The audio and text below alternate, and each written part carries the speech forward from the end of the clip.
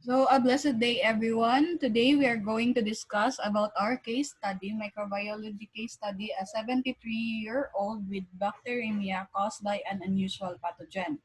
So it is reported by group 2C. Right. So about the title, it mentioned unusual pathogen. So what is this unusual pathogen? So there you will see a picture which is our hint for today. Next. So for the case history, patient age is a 70-year-old. For medical history, diabetes and diabetic foot ulcers presented to an outpatient orthopedic clinic complaining of right foot pain and fevers. So diabetic foot ulcer, it is an open sore or wound that occurs in approximately 15% of patients with diabetes. 16% hospitalized due to the infection or other ulcer-related complication. For the physical exam findings, significant for a right metatarsal ulceration since meron siyang diabetic foot ulcer that extended to the bone which prompted admission sa local hospital. Tissue from debridement of this ulcer was sent for routine bacterial culture and blood culture were also collected. For additional information, the patient was started on empiric antibiotics. Empiric antibiotics using the observation of the patient based sa kanyang history, physical examination, and laboratory test results. So ito yung picture, example lang diabetic foot ulcer sa isang pasyente.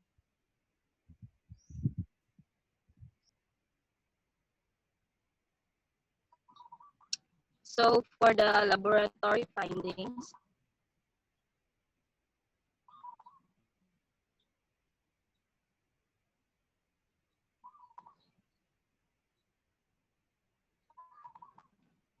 so you have heard a while ago that a tissue culture was sent and also blood cultures were collected.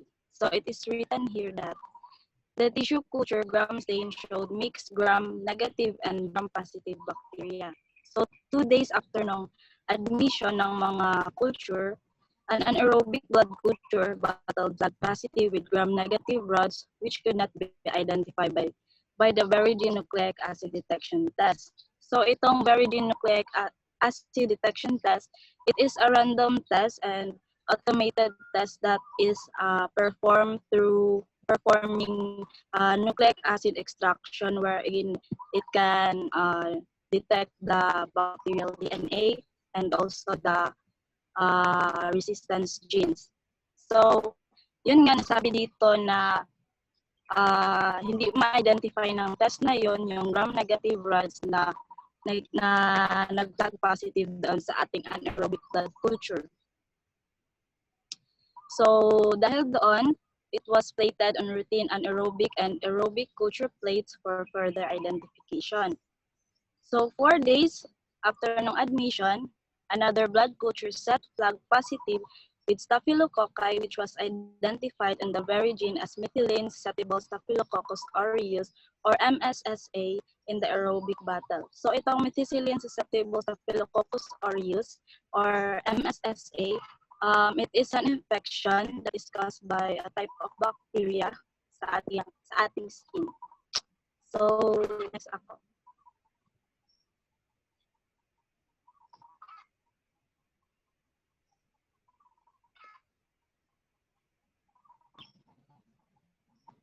So, ayun, 7 days after ng admission, the gram-negative organism grew and was identified by multi-top mass spectrometry as Campylobacter urolithicus.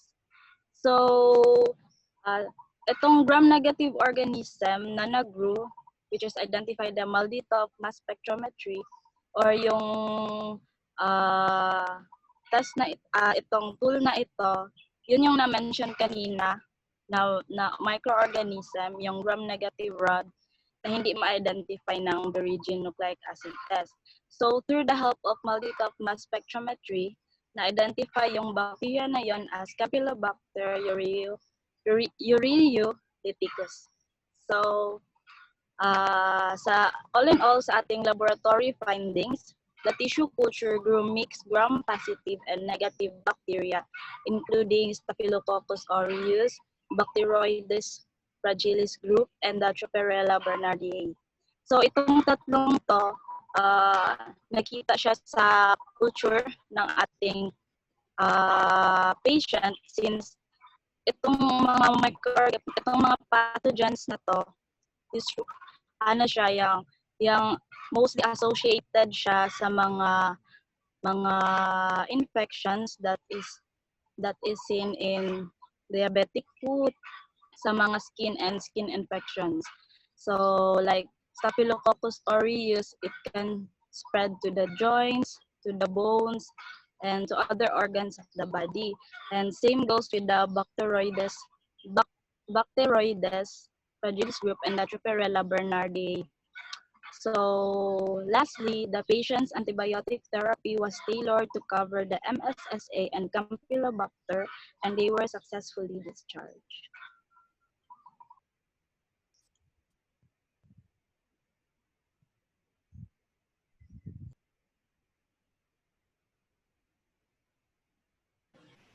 So guess who, based on the picture that is given, which is yung hint, so guess the impostor. So another hint is it was mentioned in the laboratory findings. So it is next.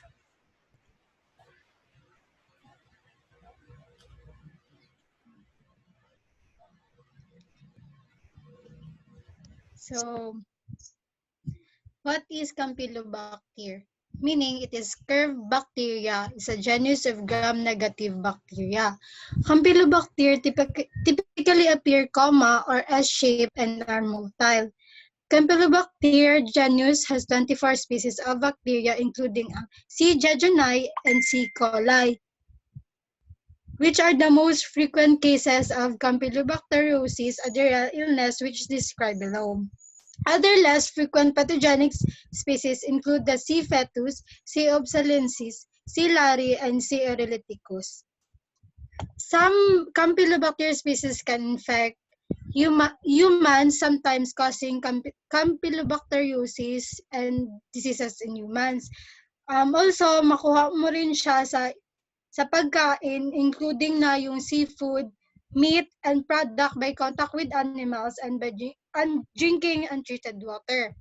So the most common source of Campylobacter is poultry, but due to their diverse natural reservoir, Campylobacter species can also be transmitted via water.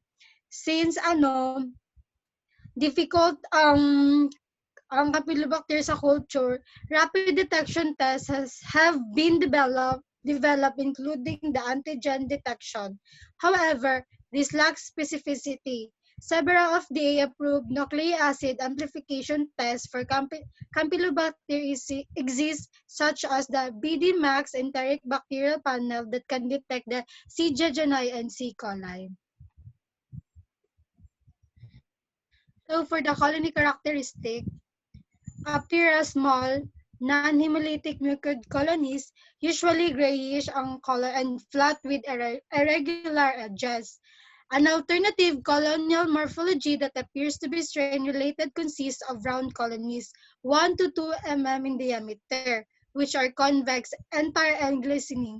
Colonies tend to spread or swarm, especially when initially isolated from fresh clinical specimen. Campylobacter also grows best under sa microaerophilic condition and at 42 degrees Celsius. Yung microaerophilic ito, require siya ng oxygen para sa growth but lower concentration than is present in the atmosphere. Media is selective and differential for Campylobacter, including ang charcoal cephaloperazone chocolate agar or the CCD, and the charcoal-based selective medium or the CSM is often used for stool specimen.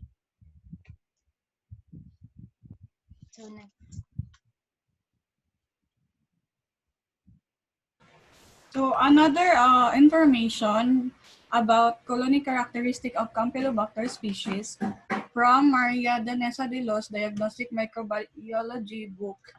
So this the growth of Campylobacter is generally present within 48 hours. So Campylobacter produces colonies that are gray in color to pink or yellow to gray in color. So their appearance daw varies from dry to moist and convex to flat.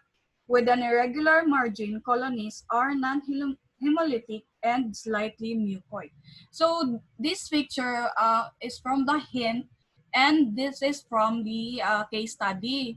So this is a colony gram stain of Campylobacter ureolyticus that is detected in the plate isolated from the patient's blood culture. The bacteria appear as a S-shaped gram-negative rods, which make it as identified as Campylobacter ureolyticus or the Campylobacter species.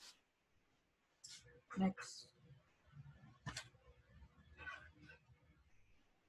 So discussion about this case study.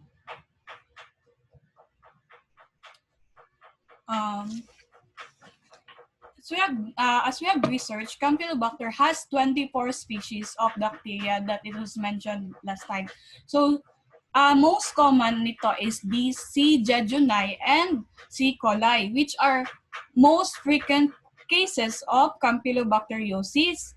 So this is a diarrheal illness which is described other C. fetus and C. oxalinis, C. lari, and include C. ureolyticus, are other less frequent pathogenic species na ma-detect. So, kanang parang, ano siya, yung parang, hindi siya common. Kasi, ang most common daw is C. jejuni and C. coli. So, how would you be infected with this, or how humans will be infected of this? As C. ureolyticus is thought to be transmitted frequently from cattle. But it is just a observation, but mostly human become infected by ingestion daw of contaminated animal products, and also direct contact with direct contact with contaminated animal species or through contact with another infected human. So animals known to harbor this Campylobacter species include farm animals, which is birds, cows, poultry, and also maka-include din dito ang domestic pets and waterfowl. So, Campylobacter is mainly a zoonotic disease, gaya nga nang na-mention. So, acquired from poultry, cattle, sheep, pigs, and domestic pets. Yung C. ureolyticus is thought to be transmitted most frequently from cattle daw kasi a common cause of Campylobacter is consumption of undercooked meat, especially poultry, due to high prevalence of Campylobacter in U.S. retail poultry. Campylobacter most frequently infects young children ages from 1 to 5, as well as adolescents and young adults. Is mostly frequently seen between the months of June and August, according to their study.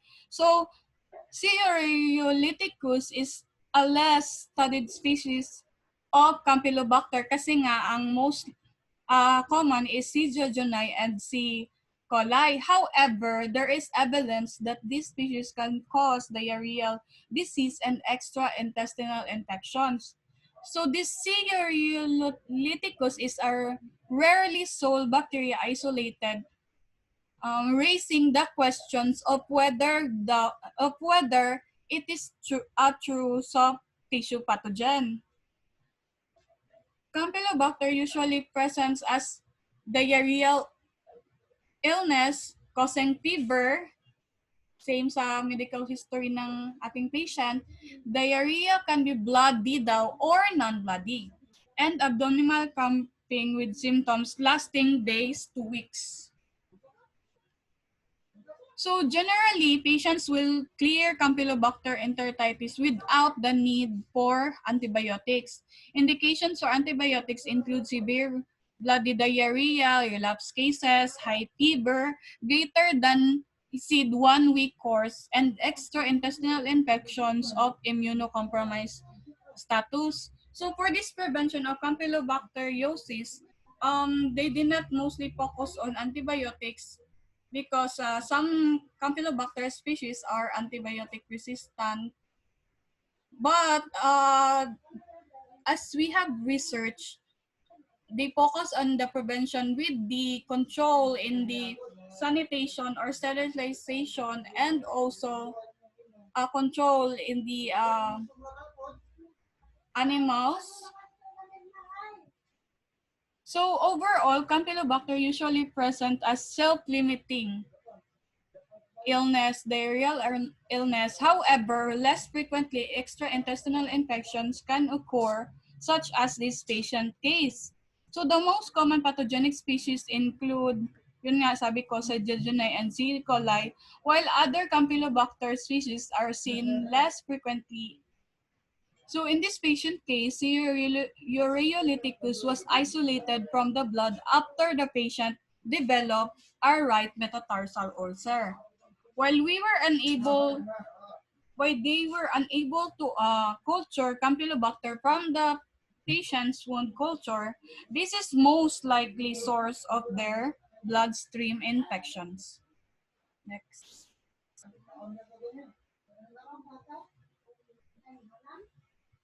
Next one.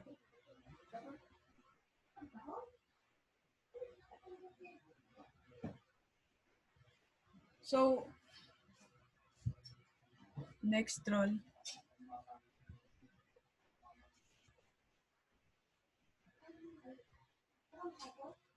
Next control. Mao na ni. Oo. Next na. Na-mention na ako na niya. So, thank you for listening. So, for further information, we have here our reference. Next, Patrol.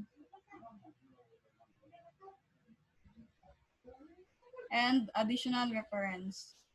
So, thank you and have a good day, everyone.